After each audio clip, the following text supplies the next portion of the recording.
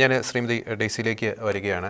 നമുക്കറിയാം ഈ ജൂതൻ്റെ കുഞ്ഞ് മരിക്കുമ്പോൾ ചിരിക്കുകയും അല്ലെങ്കിൽ ഗാസയിലെ കുഞ്ഞ് മരിക്കുമ്പോൾ കരയുകയും ചെയ്യുന്ന ഒരു പ്രതിഭാസത്തിലൂടെയാണ് ലോകത്തിലെ പല വ്യക്തികളും ഇപ്പോൾ കടന്നുപോയിക്കൊണ്ടിരിക്കുന്നത്. നമ്മൾ ഈ സേവ് ഗാസ എന്നതിനേക്കാൾ ഉപരി എനിക്ക് തോന്നുന്നതിന് സേവ് ഹമാസ് എന്ന് വേണമെങ്കിൽ നമുക്ക് പറയാൻ സാധിക്കും. അത്തരത്തിലുള്ളൊരു ക്യാമ്പയിനാണ് ഇപ്പോൾ നടന്നുകൊണ്ടിരിക്കുന്നത്.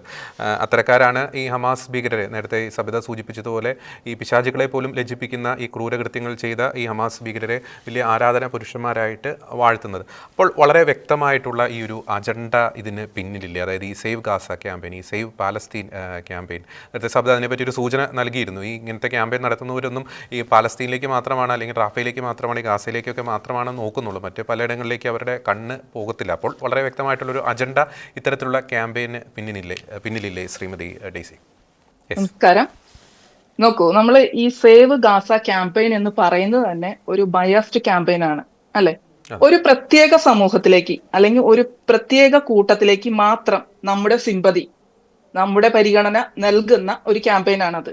ലോകത്തെ മറ്റുള്ള ജനവിഭാഗങ്ങൾക്കോ മറ്റുള്ള മതക്കാർക്കോ അവരുടെ ജീവനോ യാതൊരു തരത്തിലുള്ള വിലയുമില്ല, അല്ലെങ്കിൽ അതിന് പരിഗണനയുമില്ല. ലോകത്ത് മറ്റെവിടെയൊക്കെ ആക്രമണങ്ങൾ നടക്കുന്നു, കൂട്ടക്കൊലപാതകങ്ങൾ നടക്കുന്നു. നേരത്തെ സൂചിപ്പിച്ച പോലെ നൈജീരിയയിൽ, യമനിൽ, ഇതാ ഇവിടെ തൊട്ടപ്പുറത്ത് സിറിയയിൽ എത്രമാത്രം പല ക്രിസ്ത്യാനികളുണ്ട്. മുസ്ലിങ്ങൾ തന്നെ മുസ്ലിങ്ങളെ കൊല്ലുന്നുണ്ട്.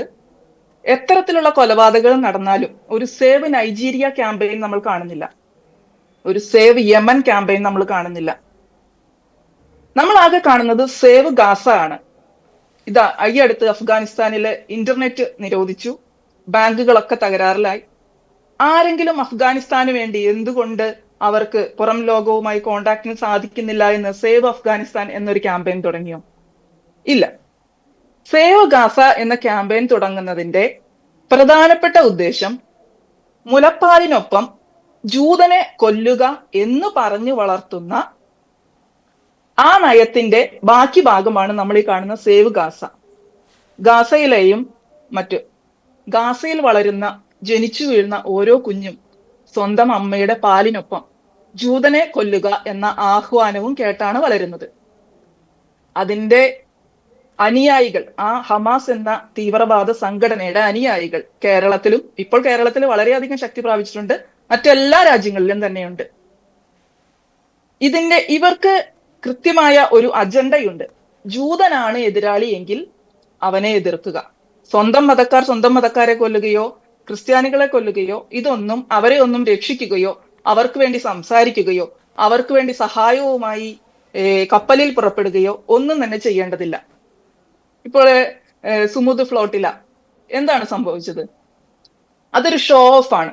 അവർക്ക് വ്യക്തമായിട്ട് അറിയാം, ഇന്റർനാഷണൽ വാട്ടേഴ്സ് കടന്ന് ഇസ്രായേൽ ടെറിട്ടറിയിലേക്ക് വന്നാൽ തീർച്ചയായും IDF അവരെ അറസ്റ്റ് ചെയ്യും. ലോകത്തിന് മുൻപിൽ അവർക്ക് കാണിക്കാൻ ഒരു ഷോ, അത്രയേ ഉള്ളൂ. അതിനുള്ളിൽ, ആ കപ്പലിനുള്ളിൽ ആക്ച്വലി ലീഫ്ലെറ്റുകൾ ആയിരുന്നു എന്നാണ് ലേറ്റസ്റ്റ് ആയിട്ട് അറിയാൻ കഴിഞ്ഞത്. അതിൽ മറ്റു സഹായത്തിനുള്ള സംഭവങ്ങളൊന്നും തന്നെ ഉണ്ടായിരുന്നില്ല എന്നാണ് അറിഞ്ഞത്. അതിന്റെ വാസ്തവം എത്രമാത്രമായാലും വെറും ഷോ ഓഫ്, അവനവന്റെ സ്വസ്ഥമായ സ്വകാര്യമായ ഇടങ്ങളിൽ ഇരുന്നു കൊണ്ട് സേവ് ഗാസ. എന്താണ് ഇസ്രായേലിൽ സംഭവിക്കുന്നത്? ഇസ്രായേലിലെ കുഞ്ഞുങ്ങൾക്ക് പേരുകളില്ലേ?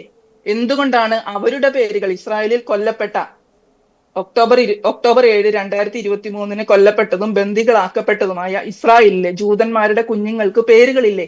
എന്തുകൊണ്ടാണ് ഒരാളും ആ കുഞ്ഞുങ്ങളുടെ പേരുകൾ പബ്ലിക്കായി ഒരു സ്ഥലത്ത് ഉറക്കെ പറയാത്തത്? എന്തുകൊണ്ടാണ് ഇസ്രായേലിൽ നിന്ന് ബന്ദികളാക്കി തട്ടിക്കൊണ്ടുപോയി ക്രൂരമായി പീഡിപ്പിക്കപ്പെട്ട് ലൈംഗിക അവയവങ്ങളിൽ നിന്ന് മുറിച്ചെടുക്കപ്പെട്ട് അതിന്റെ വീഡിയോകൾ പബ്ലിഷ് ചെയ്ത്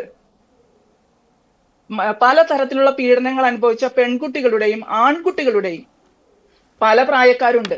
അതിൽ 3 മാസം മുതൽ പൂർണ്ണ ഗർഭിണികൾ മുതൽ 3 മാസം 80-90 വയസ്സ് വരെയുള്ളവരുണ്ട്. എന്തുകൊണ്ടാണ് ഇവരുടെ പേരുകൾ കൂടി? ഇവരുടെ ജീവനല്ലേ?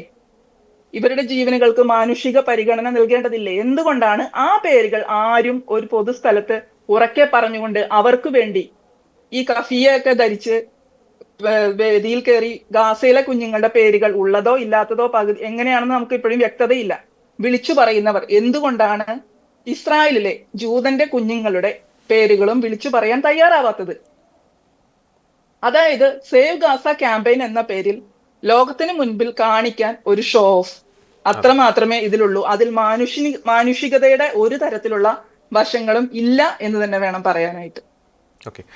പ്രത്യേകിച്ച് എനിക്ക് തോന്നുന്നു ലോകത്ത് എങ്ങുമില്ലാത്ത രീതിയിൽ കേരളത്തിലാണ് ഇത്തരത്തിലുള്ള ഐക്യദാർഢ്യ ക്യാമ്പയിനുകളൊക്കെ നടക്കുന്നത്. ഗൾഫ് രാജ്യങ്ങളിലൊന്നും ഈ ഇത്തരത്തിലുള്ള ക്യാമ്പയിനുകൾ നമുക്ക് കാണാൻ സാധിക്കുന്നില്ല.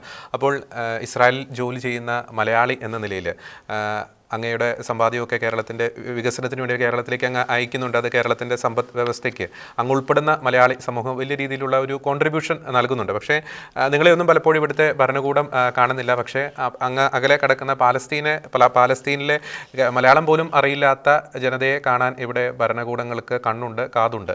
അപ്പോൾ ആ ഒരു പ്രതിഭാസം അല്ലെങ്കിൽ ആ ഒരു മനോഭാവത്തെ ഇസ്രായേലിലെ മലയാളി സമൂഹം എങ്ങനെ നോക്കിക്കാണുന്നു ശ്രീമതി ഡെയ്സി?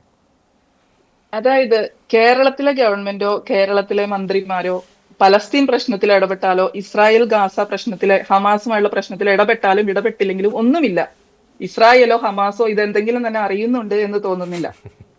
എന്നാൽ കേരളത്തിൽ നിന്ന് ഇസ്രായേലിലേക്ക് ജോലി ചെയ്യാൻ വേണ്ടി വന്ന് ഇവിടെ ജോലി ചെയ്തുകൊണ്ടിരിക്കുന്ന, കൃത്യമായ കണക്ക് അറിയില്ലെങ്കിലും ഒരു 8,000-ന് മേലെ, ചിലപ്പോ ഇപ്പൊ കൺസ്ട്രക്ഷൻ വർക്കേഴ്സ് എല്ലാവരും കൂടി ഒരു 10,000-ന് മേലെ എങ്കിലും ഉള്ള മലയാളികളിൽ ഒരാൾക്കെങ്കിലും ഇവിടെ സുഖമാണോ, നിങ്ങൾ എന്ത് ചെയ്യുന്നു, നിങ്ങൾ എങ്ങനെയാണ് ഇതിനെ അതിജീവിക്കുന്നത് എന്ന് അന്വേഷിക്കാൻ പ്രതിപക്ഷമാവട്ടെ ഭരണപക്ഷമാവട്ടെ മന്ത്രിമാരാവട്ടെ ആരും തന്നെ തയ്യാറായിട്ടില്ല എന്നത് ഇസ്രായേലിലെ എല്ലാ മലയാളികളുടെയും ഉള്ളിലെ നീറുന്ന ഒരു വേദനയാണ്. കാരണം ഗാസയിലെ കുഞ്ഞുങ്ങൾക്ക് വേണ്ടി അവർ കരയുമ്പോൾ സ്വന്തം പൗരന്മാർ സ്വന്തം രാജ്യത്ത് ആവശ്യത്തിന് നിലനിന്ന് പോകാനുള്ള സാഹചര്യം ഇല്ലാത്തത് കൊണ്ട് വിദേശത്തേക്ക് ജോലി തേടിപ്പോയി.